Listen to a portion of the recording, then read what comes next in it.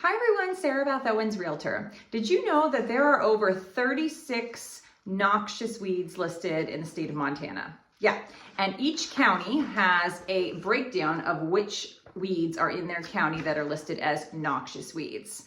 Pretty interesting. So when you go to purchase a property, you're looking at properties in Montana, depending on which county you're looking in, you want to make sure you're checking to see what the noxious weeds are. On an owner property disclosure, there is a box for a seller to note if there are noxious weeds there, and that is required for local disclosures.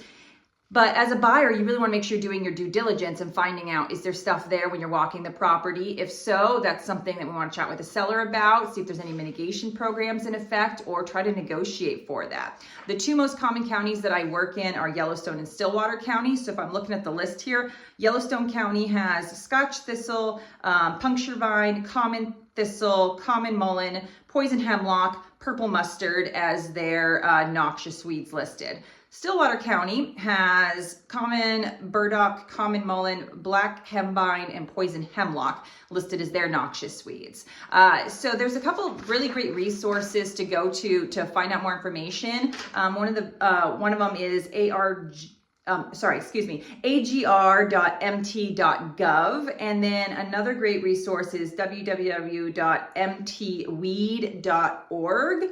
And there, within that website, there's a list of the county breakdown and the contact for each county for the weed mitigation. So if you have questions or want to do some more research or have someone come out and look, identify, or just get that more knowledge or put a plan into effect for mitigation, those are all on that website there. So really good thing to know, something that's kind of overlooked. Obviously we see weeds all the time. A weed is a plant that shouldn't be where you want it to be, but then there's the noxious weed list. So doing our due diligence, especially if you have horses or cattle or livestock when you are looking at property, some things can be poisonous. We want to make sure they're not taking over your field, especially if you're going to be doing haying.